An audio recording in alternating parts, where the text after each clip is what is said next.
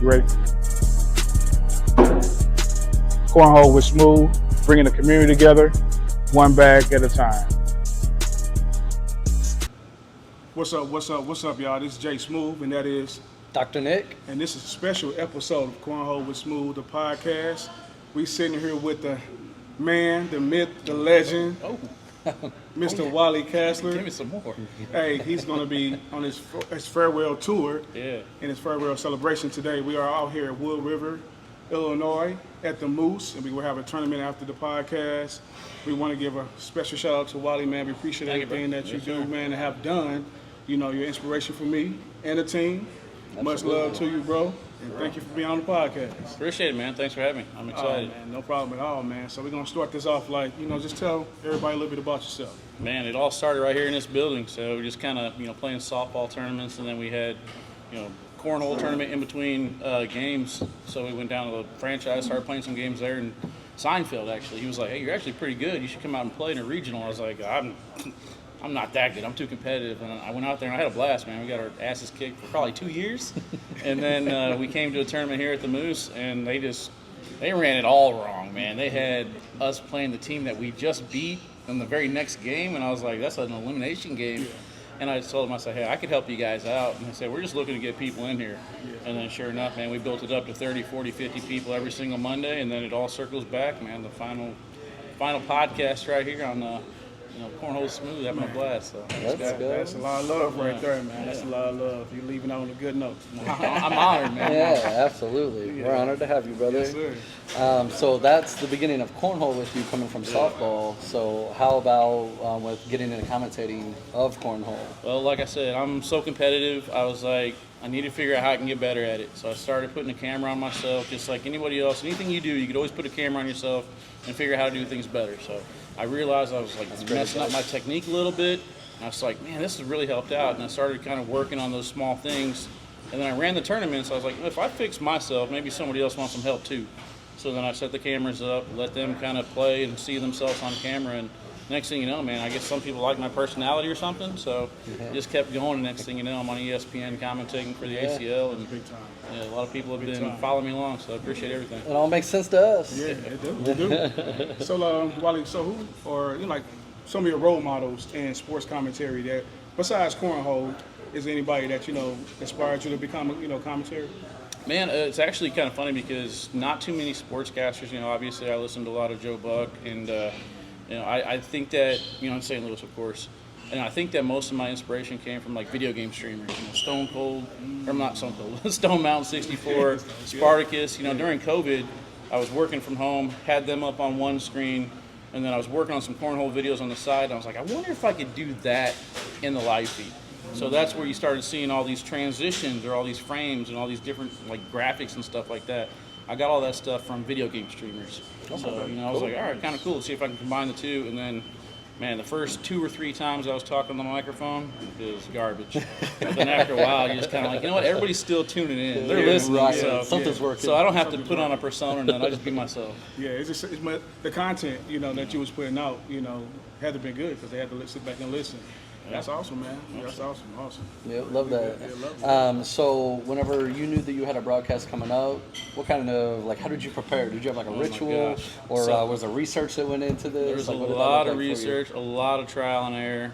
If I had an idea, I talked to people, and if they didn't know how to do it, I YouTubed it. And then we just tried it. And it didn't work probably 90% of the time. But the 10% that it did work, I would carry that over the next live feed. And the next thing you know, after 5 years, putting 10% together, I finally had a product. So, yeah, it's just a lot of mistakes that happened, but really just get an idea, write it down, and then try.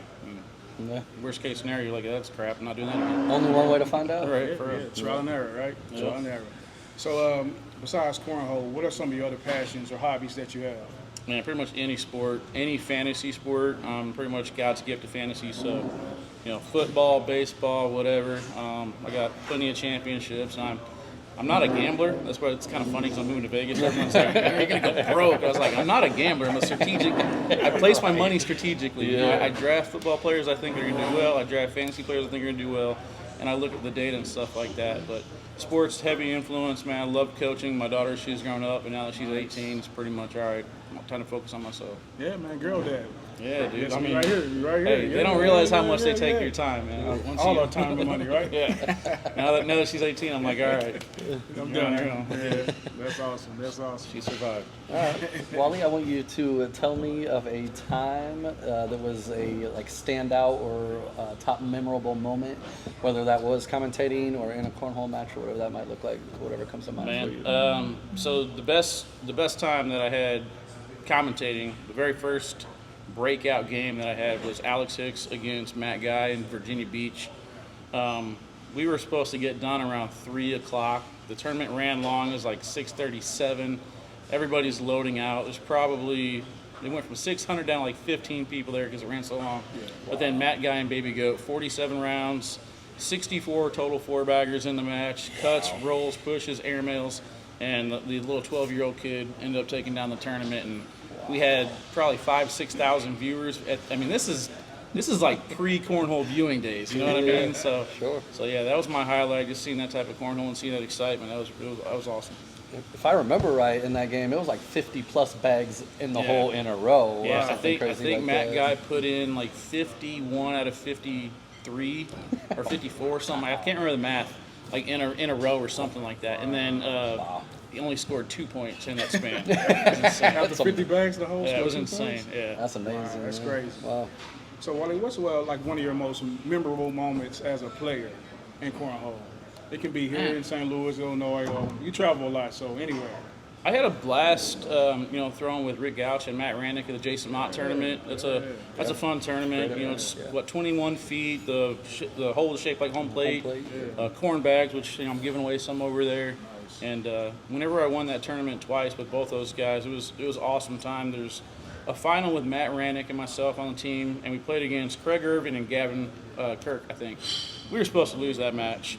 And then seeing the baseball players gather around and watch you, like you watch them on the field, you know what I mean? Right, They're in awe of you hitting an airmail. Yeah. Like you're in awe of them hitting a sliding catch or hitting a home run or something. So whenever I hit that airmail to win or something against, I think I was throwing against Craig. It was fun, man. What a powerful awesome. moment. It's Yeah, a powerful moment, to have. Check out that tournament. If you guys haven't played in Jason Mott, definitely check it check out. that tournament It's out, for a yeah. good cause, and it's a lot of fun because you go 32 courts, 16 courts, 8 courts, 2 courts, and then 1 court, and like next thing you get this big, like Coliseum gladiator style circle around you. It's pretty Yeah. fun. Wow. Yeah, that's awesome, man. That's awesome. That's awesome. Well, asking for Cornhole Smooth and anybody else out there trying to aspire to be a commentator, what would be a piece of advice that you would give? Don't do it. Find something else to do. You hear it from the source. No, it's been fun, man, and it's just a lot of people have been asking me why I'm walking away. It's just the wear and tear in the body. Just imagine yourself in a 5-hour car ride. You know what I mean? You get out, you want to stretch. Oh, yeah. Well, imagine that 5-hour car ride stretching into 5 years. I'm sore. Yeah. I'm tired. I'm mentally drained. I'm getting fatter every single day. So I'm putting in the work. But if I had a piece of advice to offer anybody who wants to get into it, just be yourself. Yeah. Do something authentic, true to yourself. Don't try and be K9 Unit. Don't try and be Trey Ryder. Don't try and be Jake Brandon. Do your own thing, and if people like you, they like you. That's some great advice Love right there. That's it. That's some great advice. So, Awesome. I got 2 questions for you. So, go.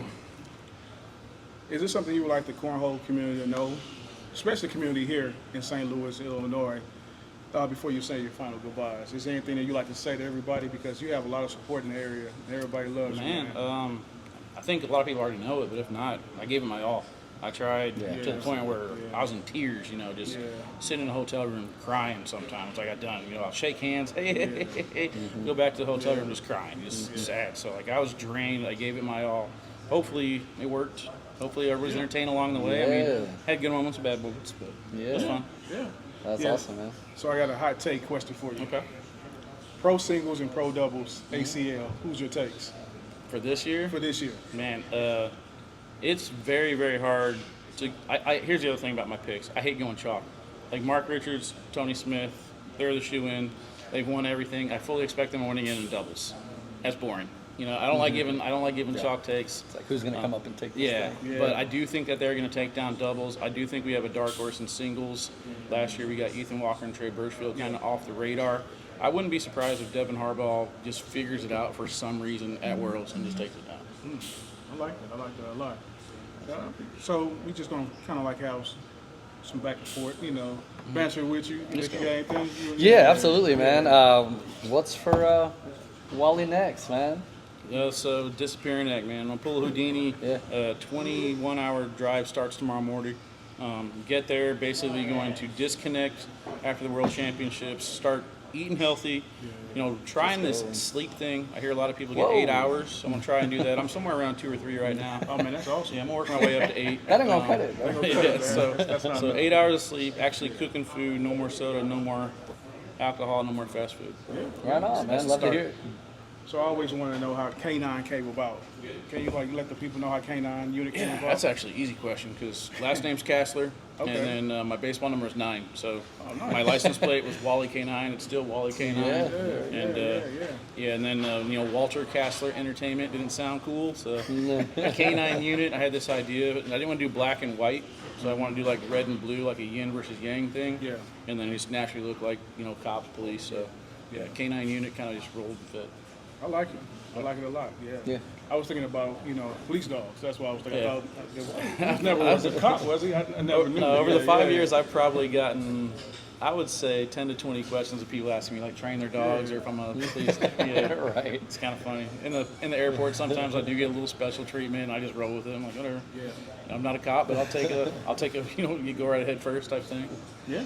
Right on. So, something I think is amazing that you've accomplished in this cornhole arena is the collabs, bag collabs that you've done. So, what's been a favorite for you there? Oh man! So I'm just give a shout out to Melissa St. John from Onboard Apparel. She has designed probably 75% of my collabs. I mean, there's too many to name. We've done, I want to say 10 to 12 a year. But all the bag companies that have came together really just stem from the players, saying that they liked my jerseys, they liked my apparel, which is stuff that she did. And they want to know if I was going to make bags. And I was like, I don't have time to make bags, but, tell me what's your favorite bag and we'll just make it happen. Yeah. So then next thing you know, it's branched into, let's just do a whole release and stuff like that. BG holds the record. So, I think BG last year with that, like a tiger striped print, and we did a couple like gold and white flames. I think you've seen some of those roll around.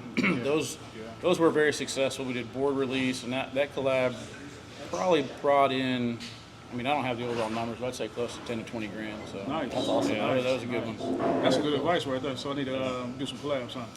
Do some collabs. The main thing is you got to build the fan base to buy it. Yeah, that's true. You can make 100 collab bags, but if you're not buying, just hold on to them. So Yeah, that's 100% true.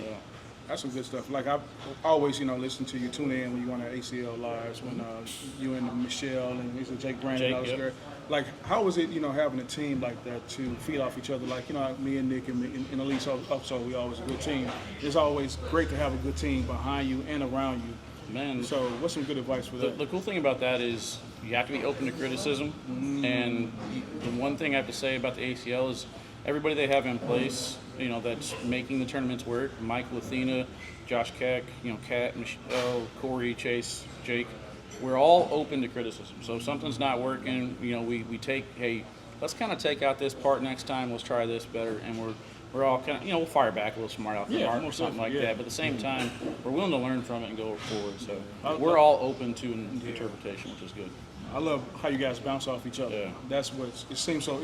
Not seems so natural. It's so natural that you guys do it. Well, So, we're all friends. We hang out, before, after. We used to go to restaurants every Sunday once we get them turned down. That bonding, and then we play games in the hotel lobbies. So, actual working with your friends is huge. You guys are off to a great start here. man, I appreciate that. Man. That's much love. Man. Yeah. Much love to you, man. Nick, you got anything? Man, I'm just excited to hang out with you Yeah, for real. today, man. For real. Yeah, let's sling them. Let's sling them. Yes, sir. Most definitely wanted to come out and support you. Most definitely. Yeah. Thank you for being on the podcast, man. This means so much to us, for you to even say, okay, let's do this. It's a farewell celebration, man. That means a lot, man. No, it's mutual, bro. It's mutual. I always like to pay love to the people that put in the work. I don't care if you're, starting out or if you've been doing it for 20 years. Yeah. I'm willing to basically reach out to anybody and help them out, help them get started. And I've been telling people all along, if you're better than me, by all means, take over my job. I got no problem walking away, but I felt like I owed it to the people to kind of put out a certain product. So. Yeah, I love that, man. And you said something to me, at the tournament we had a couple Sundays ago. You came up and said, keep doing what you're doing. You got something going on there, and I truly appreciate that, man. So with that said, man, thank you again for being on the podcast. Yeah. Yeah, for sure. It's it's a pleasure, man. So I want to give a shout out to all my sponsors. We got official cornhole gear, Primrose Homes. We also got official cornhole gear, Primrose Homes, South Central Illinois Cornhole. We got we got so many. I was White gonna House say, dude, Construction. you want some advice? Stick a note. Right Stick on a the note. computer. I usually have it right there. I but forget them all, bro. Show love to all my sponsors, man, and much love to you again. Yes, sir. Thank you. Thanks for being on the podcast. This is Jay Smooth, and that is Dr. Nick. And this is Cornhole with Smooth, the podcast. Peace.